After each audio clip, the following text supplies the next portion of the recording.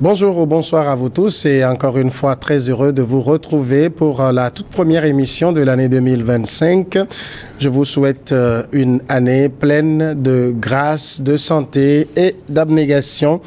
Et pour cette émission, le principe ne change pas. On aura 4 sujets. On va parler du Niger et du Bénin. Tiani accuse et Talon répond. Les relations se tendent toujours entre ces deux pays. Nous irons du côté de la Côte d'Ivoire où une base militaire française sous contrôle français va être rétrocédée sous commandement ivoirien, va repasser sous commandement ivoirien.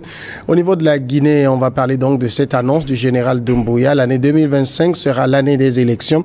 Et puis le Togo, notre pays avance. Ce sont les mots du chef de l'État-fort Gnassingbé lors de son adresse à la nation le 31 décembre dernier. Et je fais ces sujets avec mes deux invités. Dominique Lacmon est leader panafricain pour le développement. Et je vais vendre la mèche. Dites désormais Docteur Dominique Lacmon. Bonsoir Dominique. Oui, bonsoir Samuel. Bonsoir mon co-débatteur. Et bonne année à vous et à votre. Je vous souhaite les vœux les meilleurs pour vous et pour votre famille. Et les vœux également à la télévision Niwa TV à travers ses responsables. Que Dieu les accorde plus de force pour que la télévision rayonne davantage. Donc, meilleurs vœux à tous les téléspectateurs et téléspectatrices de Niwa TV. Merci à vous d'accepter notre invitation. Bonne année également à vous. Face à vous, Horus Donkovi, activiste panafricain. Bonne année, Horus. Bonne année, Samuel. Bonne année à Dominique. Bonne année à tous ceux qui nous suivent. Voilà, c'est un plaisir d'être sur le plateau et...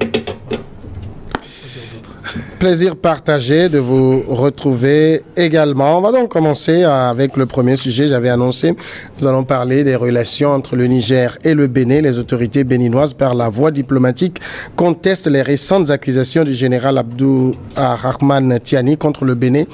Des accusations portées à la télévision publique nigérienne le 25 décembre dernier.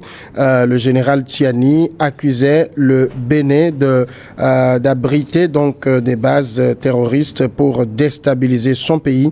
Le ministre béninois des Affaires étrangères, Chegoun Bakari, a convoqué le 30 décembre dernier le chargé d'affaires de l'ambassade du Niger au Bénin. Le Bénin affirme: nous rejetons catégoriquement ces accusations et on le voit, Horus, entre les deux pays, on va dire que la tension ne retombe pas. Et aujourd'hui, le général Tiani a lancé des accusations, disons qu'il n'est pas allé avec des mains gantées contre le Bénin. Est-ce que un chef d'État d'abord devrait dire ce genre de choses sans en apporter la moindre preuve?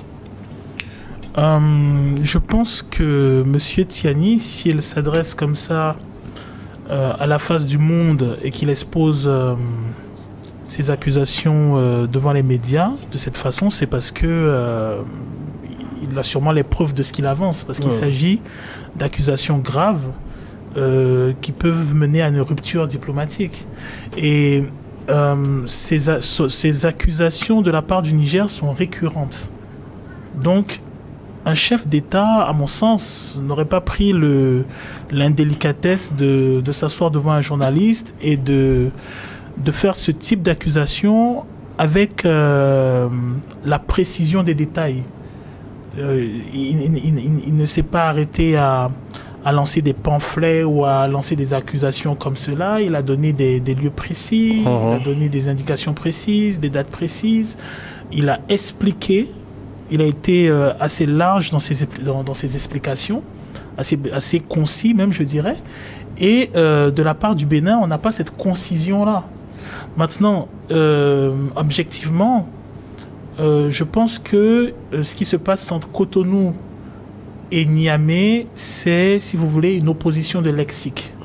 Pourquoi je parle d'opposition de lexique? Parce que officiellement, comme ça s'est passé au niveau du Bénin avec le chef d'état-major français qui a débarqué, qui a dit oui, voilà, nous n'avons pas de base militaire française. Faut faire attention. Il dit qu'il n'y a pas de base militaire française, mais il y a une coopération militaire française avec le Bénin. On a le président Talon qui a réclamé de façon médiatique une aide à la France en termes d'armement, en termes de comment dirais-je, de renseignements, ainsi de suite, qui a appelé à cette coopération-là. En quoi le Niger devrait-il se sentir menacé par ça?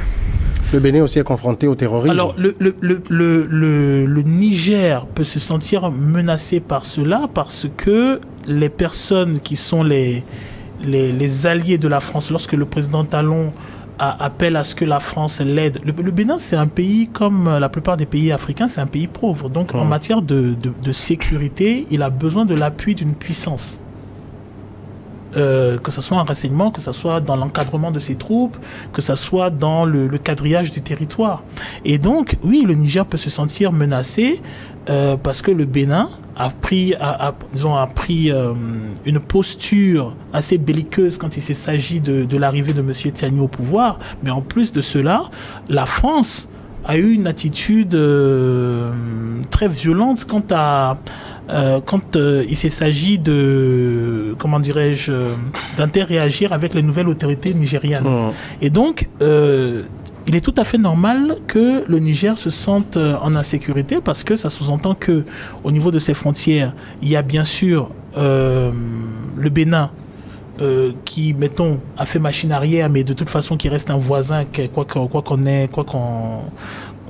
qu'il arrive. Mais il y a une puissance étrangère qui, historiquement,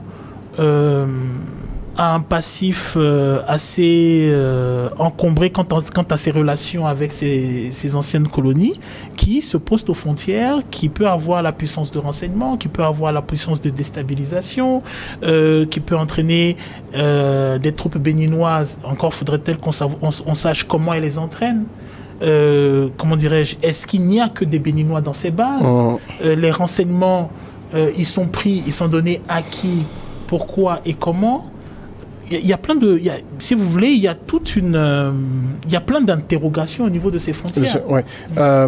Dominique Lacmont, est-ce que vous comprenez, j'ai envie de dire, un peu les propos du général Tiani? Il a ouvertement accusé Cotonou.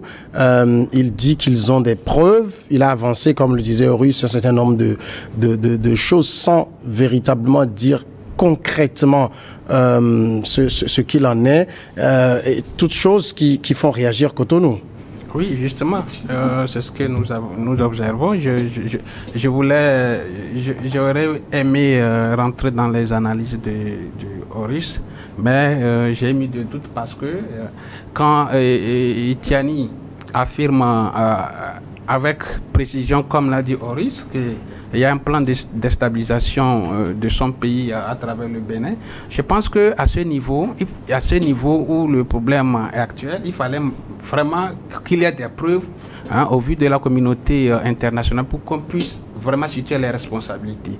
Maintenant, quand un chef d'État qui sort actuellement, on va estimer comme des accusations vis-à-vis de son voisin, mais qui sans les preuves, mais ça met beaucoup de doutes. D'accord? Il fallait que Tiani puisse sortir les réelles preuves qui montrent que le Bénin est impliqué dans un plan de déstabilisation de son pays. Vous n'êtes pas sans savoir qu'il n'est pas, c'est pas le Bénin seulement que Tiani a accusé. Tiani a accusé également la Côte d'Ivoire, le Nigeria. Vous savez, moi, c'est le contexte dans lequel notre sous-région est en train de vivre et qui est actuellement le problème. Nous sommes dans une région où le contexte sécuritaire est vraiment un défi à relever et chaque pays doit se doter des moyens qu'il faut. C'est comme les gens, j'ai eu l'impression comme si, comme on l'a dit, ceux qui sont sortis de la CEDEAO, les présumés sortants de la CEDEAO, quand un pays frontalier fait allégeance dans les relations avec la France, automatiquement, ces États-là voient ce pays-là comme un autre ennemi. Mais c'est pas parce que l'AES, quand on le dit, a un conflit ou bien une relation tendue avec la France que aucun pays ne peut ne peut aussi rentrer en relation avec la France, non. En même temps, vous connaissez aussi le contexte de la sortie de ces pays où ils ont eu l'impression qu'avec l'aide de la France, la CEDEAO voulait en découdre avec eux. Non, et le Bénin était un peu comme le meneur de cette rhétorique-là. J'ai dit, j'ose analyser les déclarations de Tiani comme quelqu'un qui, lorsque vous allez arracher la bête de quelqu'un et que vous cachez quelque part, à tout moment, quand un vent souffle, vous pensez que c'est le propriétaire qui arrive. Ça veut dire que lui-même, il n'a pas confiance en ce qu'il fait parce que il sait communément que la façon dont il est arrivé au pouvoir n'est pas acceptée. D'accord? Et quand un vent souffle d'un côté comme ça, on pense que c'est le voisin d'un côté là qui veut venir m'attaquer. Non, mais il faut que vraiment qu'il assume une certaine responsabilité. C'est lui qui dirige le Niger.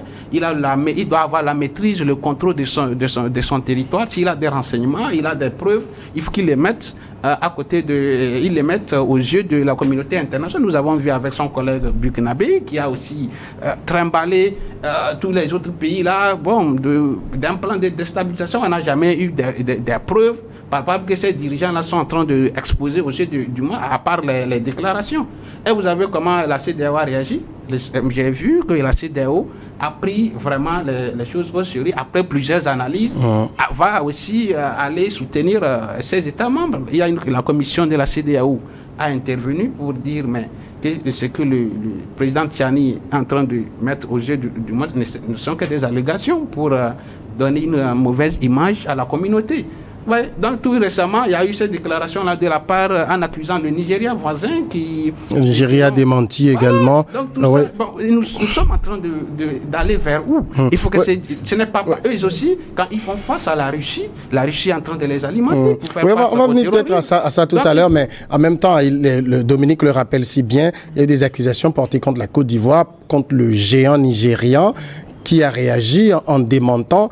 On a juste l'impression qu'il suffit d'accuser pour donner l'impression d'avoir raison. Non, mais je pense qu'il faut pas charcuter l'histoire. C'est-à-dire, il s'est passé ce qui s'est passé au Mali, au Niger et au Burkina Faso.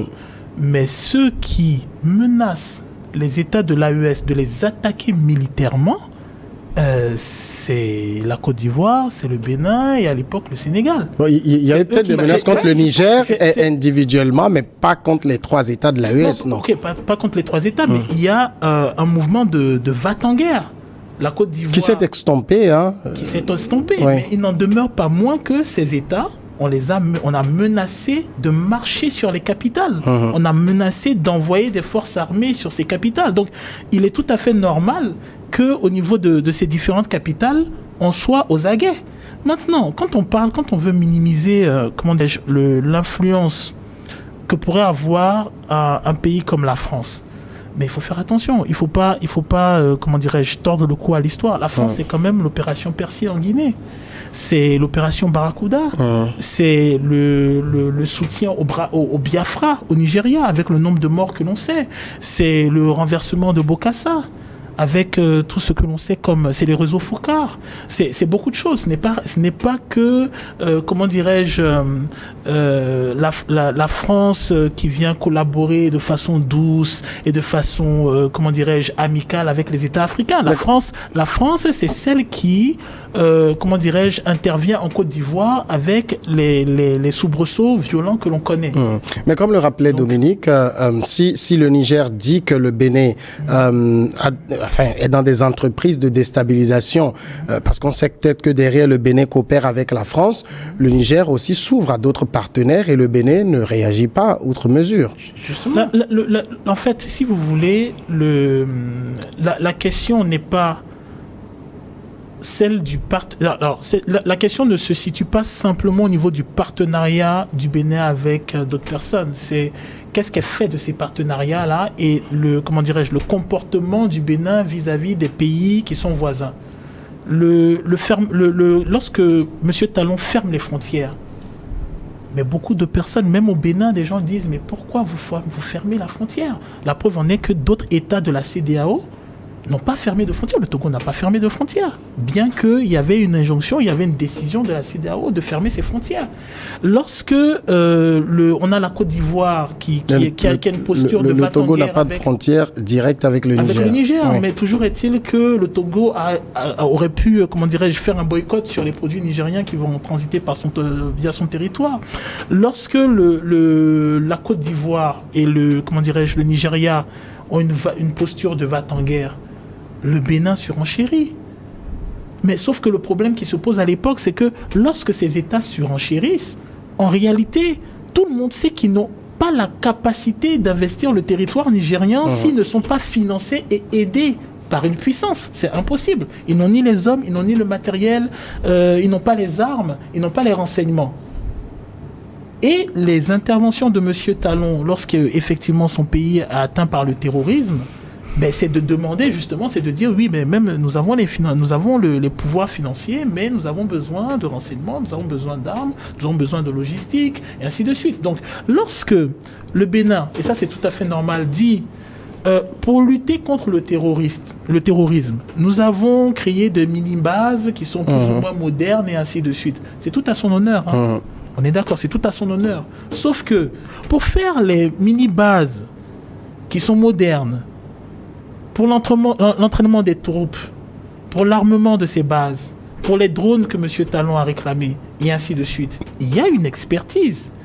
Et cette expertise-là, elle est, généralement encadrée par des personnes, des experts qui viennent de l'étranger. C'est ce qui dérange le Niger. C'est ce qui peut déranger le Niger, parce que les experts qui viennent de l'étranger sont d'un pays qui frontalement a condamné le gouvernement actuel du Niger et qui a une posture plus justement ou moins...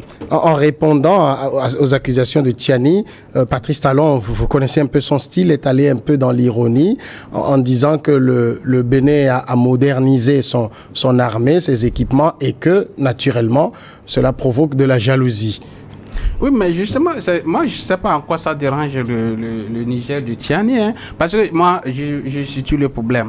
D'accord, c'est quand le président Tiani discute avec la Russie pour lui envoyer des drôles, je ne sais pas quels sont l'armement qu'il acquiert au niveau de la Russie. Le Bénin ne s'inquiète pas de ça. Mais je ne sais pas en quoi si le Bénin est en train d'activer ses bases pour lutter contre le terrorisme que tout le monde connaît, et ça va déranger à Tiani. Je pense que le problème est ailleurs. Tiani fait face déjà à une rébellion qui s'est constituée sur son territoire, qui n'arrive même pas encore à arriver au bout. Il y a une rébellion au niveau du Niger, donc qui milite. Aujourd'hui, c'est pour dire que Tiani n'a pas la maîtrise de son territoire en fait, et que cette manque de maîtrise lui met très fragile face à des différentes situations. Il a peur, comme l'a décrit le contexte dans lequel il est arrivé et comment les choses ont évolué au niveau de la communauté, comme l'a décrit Russe, que le Bénin, entre-temps, était le maître, fait partie des pays qui voudraient en découdre avec Tiani. Mais aujourd'hui, si les données ont changé, il faut aussi adapter, il faut s'adapter.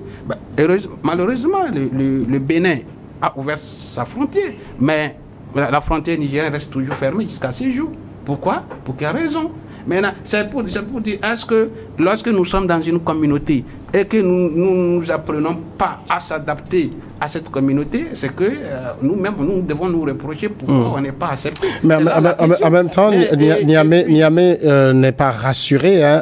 Est-ce que vous pensez que le Bénin ne devrait pas faire davantage pour rassurer son voisin? Mais le rassurer en termes de quoi? Le Bénin ne va pas... Sur le plan sécuritaire. Stratégique, je ne sais pas, il a dû aller vendre son plan stratégique au Niger. C'est le Niger peut-être qui devait chercher dans la coopération. Moi, je pense qu'on devait aller vers une meilleure coopération pour comprendre ce que l'autre fait chez lui. Nous faisons face à un problème qui est l'extrémisme violent et le terrorisme dans notre sous-région, mais on doit aller vers les solutions communes.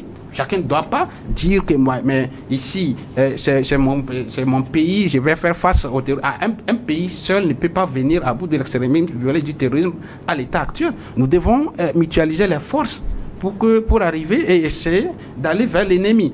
Et si je ne pense pas que Talon s'il le faisait, si il arrivait que Talon le faisait, il aurait un mauvais son. Nous sommes tous des Africains. Et je ne vois pas quel intérêt Talon pourrait organiser une déstabilisation du Niger parce qu'il veut jouer à l'intérêt de la France. C'est vrai que nous savons que la France, en quittant ces 3 pays-là, et a laissé un regret, des remords, où il cherche par tous les moyens pour...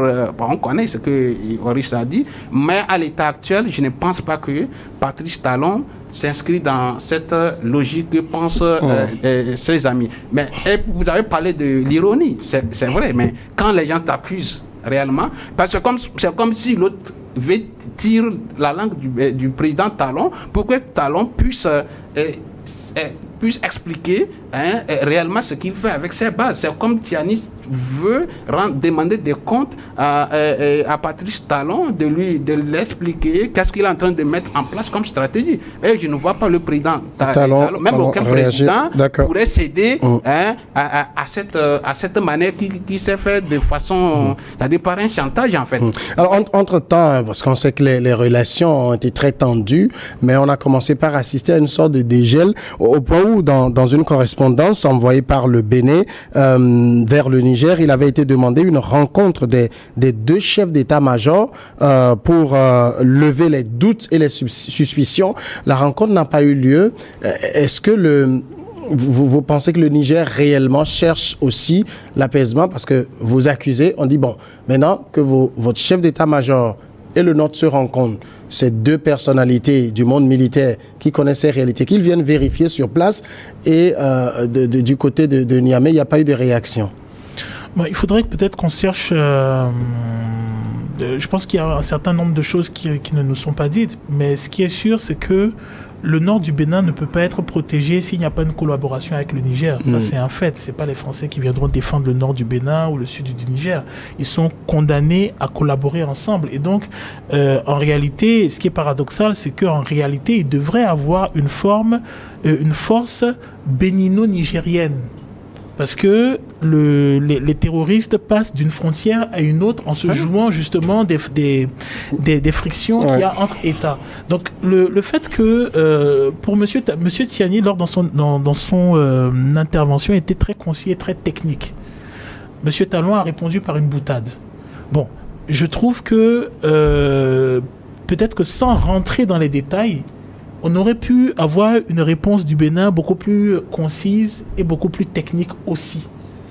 Je trouve que la rencontre dont vous parlez, moi personnellement, je l'inscris dans les rouages de l'intervention d'une autre grande puissance qui est la Chine. Parce que la Chine a investi dans les hydrocarbures nigériens. Le pipeline passe par le Bénin, et je ne vois pas la Chine accepter qu'un conflit entre 2 États africains vienne ruiner les investissements qu'elle a fait sur le territoire. Et donc on a un genre de situation paradoxale où, parce qu'il y a une injonction, et c'est ça le malheur, que ce soit pour le Niger et que ce soit pour le Bénin, c'est le fait que il y a des injonctions de puissance qui ne sont pas africaines. C'est-à-dire, lorsqu'on voit le Bénin, il y a en griffe le parrainage ou le soutien, ou si vous voulez, la collaboration de la France. Lorsqu'on prend le Niger, il y a la collaboration avec les Russes, mais il y a les investissements chinois. Et je pense que un des exemples les plus marquants, et moi je trouve les plus dérangeants, c'est le fait que lorsque, par exemple, il y a la question du pipeline avec les hydrocarbures qui doivent être, comment dirais-je, qui doivent débarquer à Cotonou pour être mis dans le bateau, ainsi de suite, on se retourne vers la Chine. C'est-à-dire, M. Talon va, lors de sa visite en Chine, en tout cas, il rencontre les autorités chinoises. Il doit rassurer qu'il laissera la construction du pipeline terminée. Et ensuite, il doit ouvrir les vannes. Et le Niger, au lieu de causer avec le frère béninois, dit qu'il faut s'adresser aux Chinois. Donc, par exemple, pour moi, au niveau des deux dirigeants, c'est ça qui m'a déçu. Parce que pour moi, ce conflit au niveau de la question des bases peut se régler si il y a dans l'esprit et dans les projections la création d'une force interarmée où on va avoir la collaboration du Bénin et du Niger. Ce qui est étonnant, c'est qu'il y a l'initiative d'Accra. L'initiative d'Accra, pour moi, c'est encore une scission entre certains Africains et d'autres. Donc on va avoir le Bénin qui accepte de collaborer peut-être avec le Ghana, avec le parrainage d'États occidentaux, mais peut-être cette initiative-là, elle n'aura pas le Niger dedans, elle n'aura pas le Burkina, elle n'aura pas le Mali, tout simplement parce que au niveau de la CEDEAO, il y a ce type de friction et il y a ce passif malheureusement qui restera dans l'histoire de pays africains qui se disent prêts à envahir d'autres pays africains sous le parrainage d'autres puissances étrangères. Et ça, c'est triste. Alors, on sait que ce nouvel épisode, forcément, aura des impacts sur la décrispation qui était en cours. Oui, justement, il doit avoir des impacts. Déjà, si cette méfiance entre deux présidents, vous savez, nous sommes dans des pays où réellement, si nous faisons confiance tellement à nos leaders, donc ça veut dire que chaque pays est un leader de sa population. Cette méfiance réjaillit également entre les peuples. Vous allez voir qu'il y aura encore ces retombées négatives sur la population nigérienne et béninoise. Est-ce que réellement les frontières actuellement déjà qui ne sont pas totalement ouvertes du côté du Niger, c'est que les interactions ne sont pas aussi en bon échange entre les deux peuples. Mais en même temps, aujourd'hui, est-ce que, parce que le Niger, vous savez, tout comme le Mali et le Burkina, se sont retirés de la CEDEAO, la CEDEAO était censée justement être aussi ce cadre où ce genre de conflit allait se régler. Comment on peut régler ce problème si on n'arrive pas à se parler et s'il n'y a pas un ensemble pour faire asseoir les deux voisins? Mais c'est ce qui est dommage, quelle que soit l'issue des conflits, mais pour régler ce problème, on doit finir par se dialoguer. Il faut qu'il y ait des ouvertures et il faut que chacun de ces dirigeants puisse accepter dialoguer. Oui, mais sous quelle instance? Sous les auspices de qui? Peut-être c'est ce que disait, les gens font plus confiance peut-être à la France, à la Russie, à la Turquie, à la Chine, qu'aux organisations sous-régionales. Mais on pourrait... Vous savez qu'aucune initiative de l'AES ne serait acceptée par le Bénin, aucune initiative de la CEDEAO ne serait acceptée par le Niger. Mais c'est ça le paradoxe. En tant qu'Africains, nous n'allons pas envoyer nos problèmes à l'étranger. Nous devons les régler à l'africaine. Il faut que certains dirigeants puissent prendre des initiatives. On a vu du côté béninois comment les anciens dirigeants étaient allés contacter Tiani, les rassurer et tout. Mais c'est que on n'a pas eu de démarche dans l'autre sens. Non, quand je vois, pourquoi moi je n'approuve pas trop les accusations de Tiani, mais essayer de faire confiance à l'autre. On ne quitte pas un jour comme ça et puis aller déstabiliser un pays. Il y a quand même des avant-coureurs, des signes avant-coureurs. On va essayer de voir qu'est-ce que le Bénin fait. Actuellement même, ça empirie les plans stratégiques pour lutter contre le terrorisme. Mais comme on l'a dit, aujourd'hui, s'il n'y a pas de renseignements fiables entre le Bénin et le Niger, mais c'est ce que j'ai dit, aucun pays ne pourrait arriver. Si au niveau des frontières, peut-être que c'est les moyens qu'utilise le Bénin détectent des menaces terroristes en allant vers... D'abord, c'est ça. Peut-être que c'est ces raisons-là qu'évoque Tiani. Peut-être si vous n'êtes pas en bonne relation avec le voisin, mais le voisin, quand il voit un malheur qui est sur votre voie, il ne va pas vous informer parce que vous n'avez pas cette collaboration pour pouvoir partager des renseignements. Peut-être que ce qui menace Tiani actuellement, il faut que ces deux dirigeants restent et discuter. Et comme l'a dit Horus, peut-être mettre une force mixte entre bénino-nigérienne à la frontière pour essayer de lutter contre le terrorisme. Je voulais apporter, il y a dans ce genre de friction, je pense qu'il y a deux choses qu'il faut remarquer. C'est que la première des choses, c'est que les États coloniaux, disons les anciens États coloniaux, ont l'art du contre-exemple. Je m'explique. Lorsque en Afrique, il y a eu des États qui ont pris la décision d'arracher tout ce qui tenait de leur projection sur le futur, leur économie, ainsi de suite et tout ça, les anciennes puissances coloniales se sont efforcés de mettre aux frontières des contre-exemples de développement. Je vais donner un exemple. Par exemple, face à la Guinée de Sékou Touré, on opposait très souvent la Côte d'Ivoire d'Houphouët-Boigny. Donc c'est la Côte d'Ivoire d'Houphouët-Boigny qui avait les bases, qui avait les aides, qui avait les financements et ainsi de suite, au moment où, au niveau de, comment dirais-je, de la Guinée, on mettait l'opération Persil pour saper le franc guinéen. Vous avez le même exemple, par exemple, quand vous prenez le Mali de Modibo Keïta, et vous prenez le Sénégal de Senghor, et après de Diouf ensuite. Donc vous allez avoir un Sénégal beaucoup plus accepté, beaucoup plus doux, beaucoup plus flexible, avec lequel on est beaucoup plus flexible, et un Mali qui va pas avoir, comment dirais-je, le même relationnel avec l'État français, et donc les mêmes aides. Et à chaque fois, ça a été le cas. Même quand vous prenez le Bénin de Kérékou, qui est marxiste à la base, et vous prenez le Togo, vous verrez que, les gens le savent, le Togo à un moment avait, voilà, c'est en griffe la Suisse de l'Afrique, il y a beaucoup plus de partenariats, il y a beaucoup plus de financement et ainsi de suite, quand le Bénin, lui, est dans une posture marxiste-léniniste qui ne plaisait pas et qui a d'ailleurs valu au Bénin des tentatives de déstabilisation, à l'époque avec Bob Denard.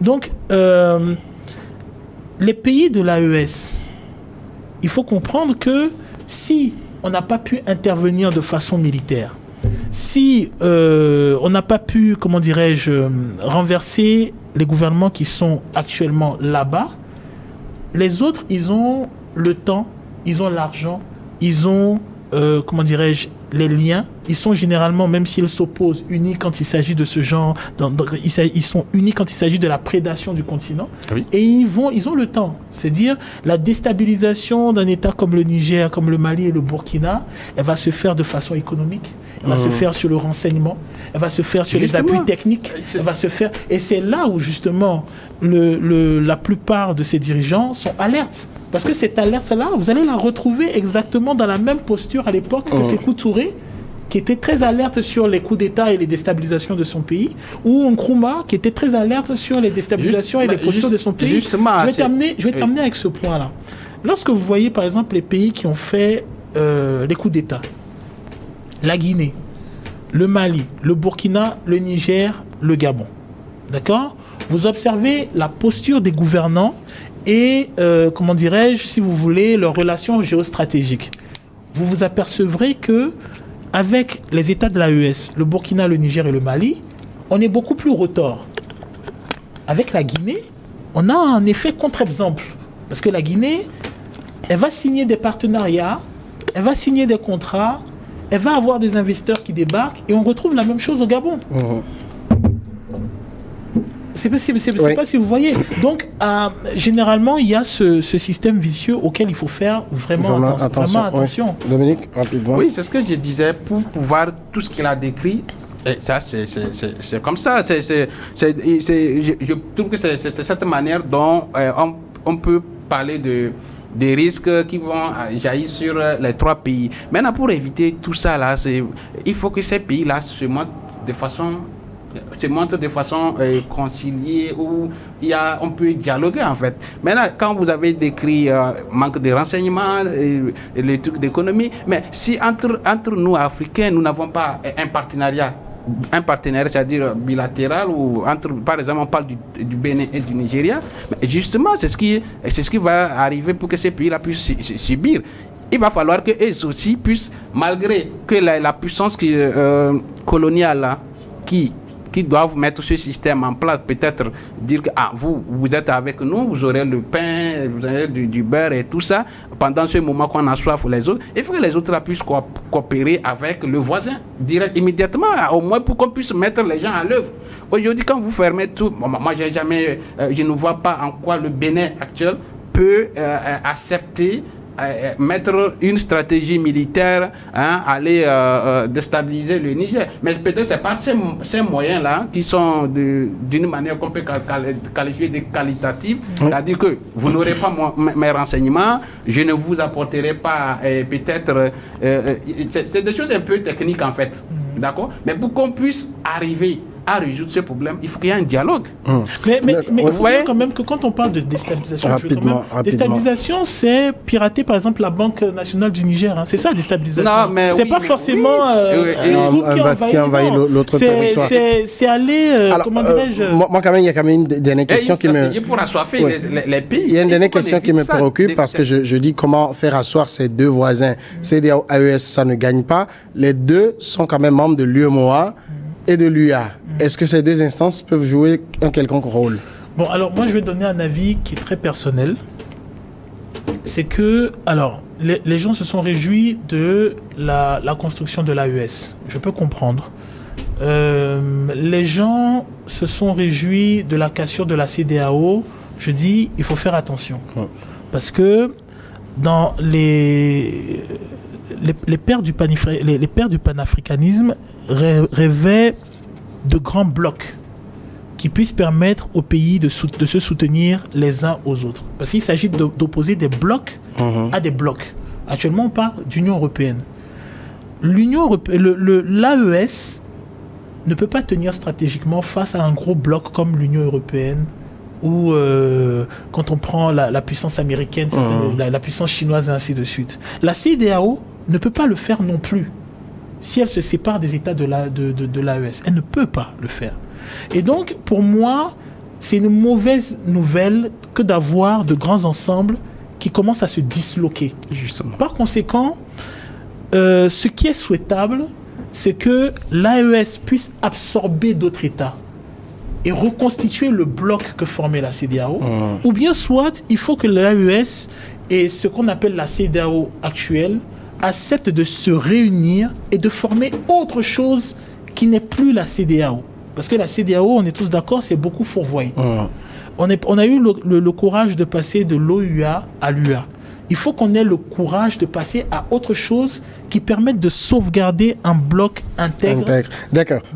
On va bouger de ce sujet, passer à la Côte d'Ivoire. Là aussi, on parle d'un sujet qui touche les militaires. La base française d'Abidjan va être retrocédée à la Côte d'Ivoire dans ce mois de janvier. C'est ce qu'a annoncé mardi soir lors de son adresse à la nation le président ivoirien Alassane Ouattara, conformément à la politique de réaménagement du dispositif français en Afrique.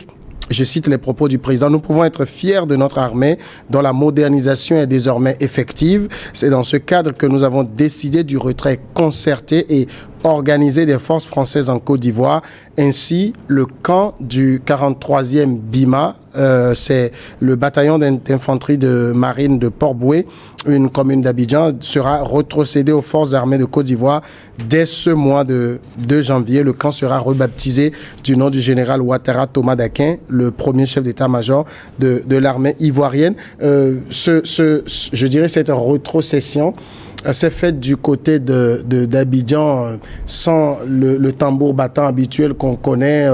On a vu comment l'armée française a dû quitter les trois pays de l'AES. On a vu aussi l'annonce un peu du Tchad et du Sénégal à quelques heures d'intervalle. Là, on a l'impression qu'il s'agit plus de quelque chose qui a été entendu et discuté.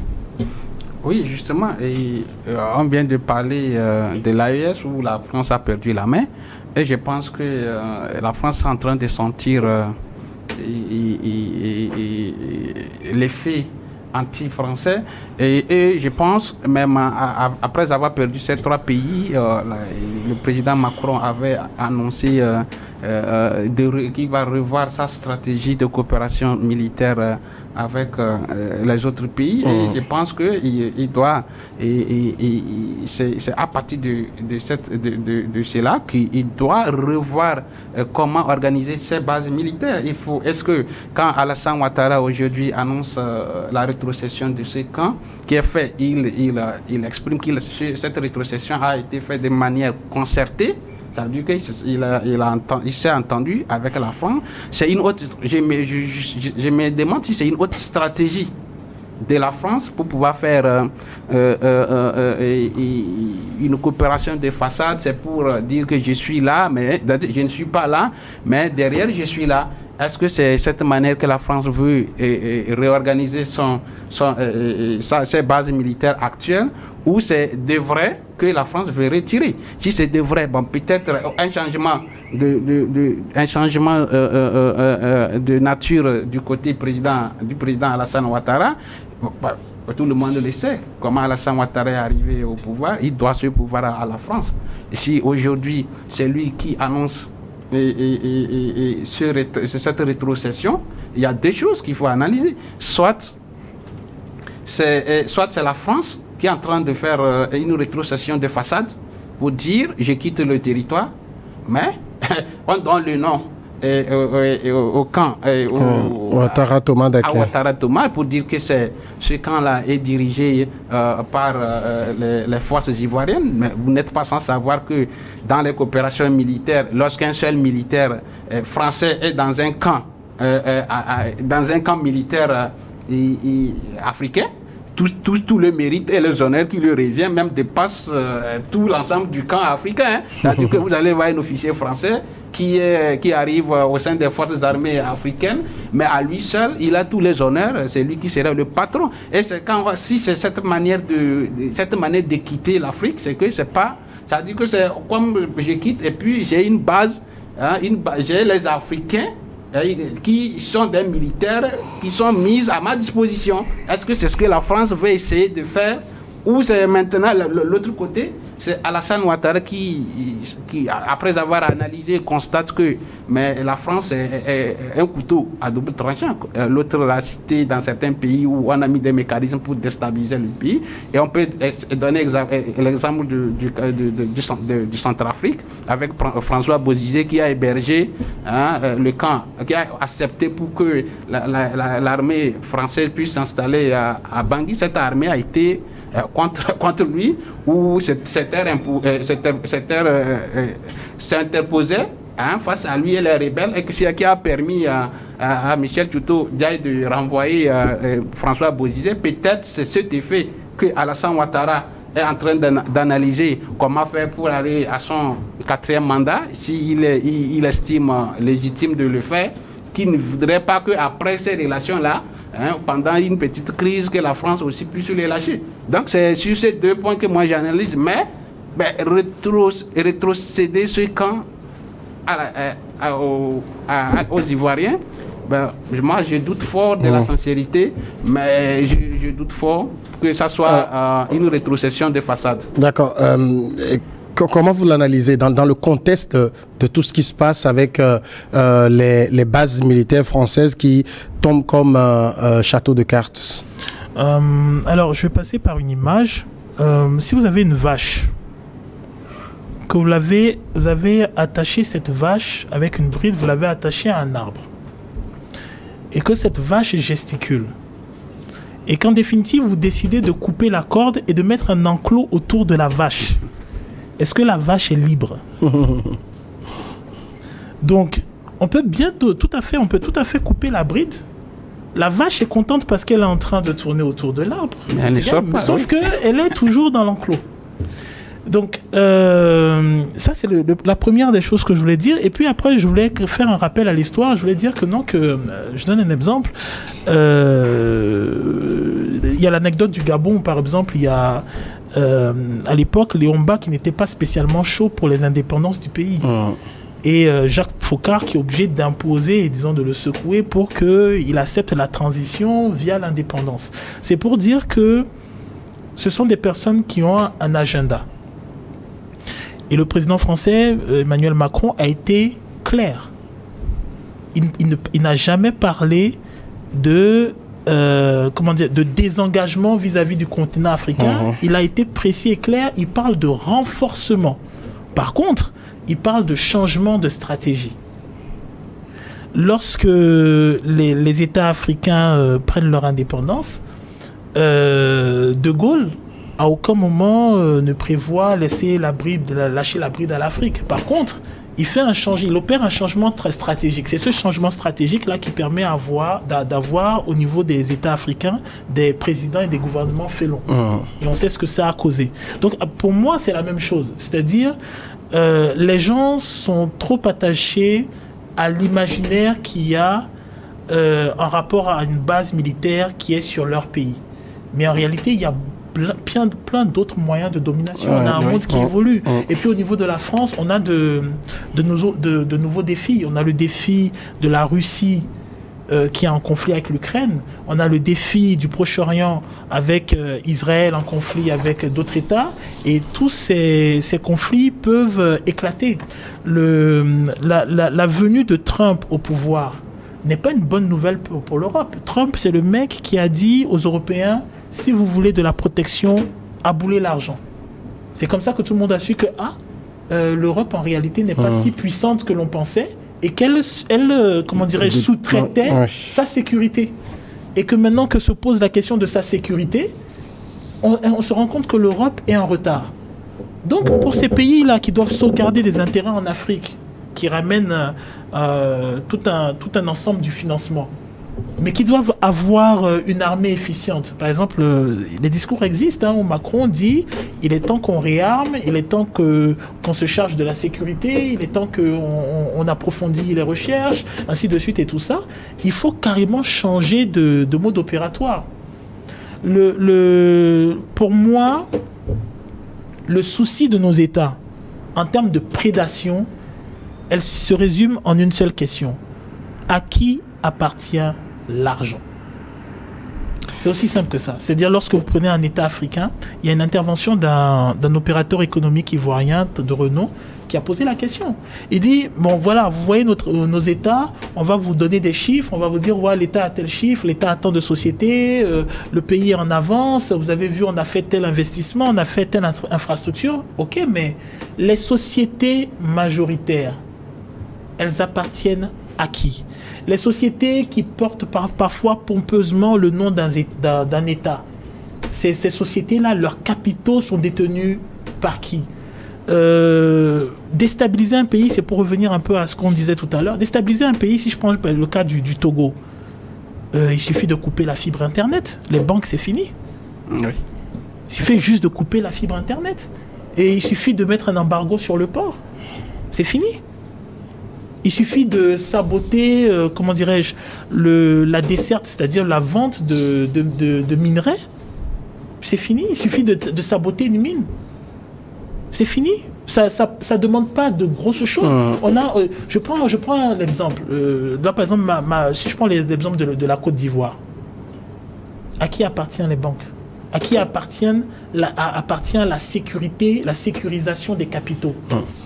On va rendre l'antenne sur cette question, juste une dizaine de minutes pour regarder ensemble le journal. Et dans la deuxième partie, on va continuer volontiers d'en parler.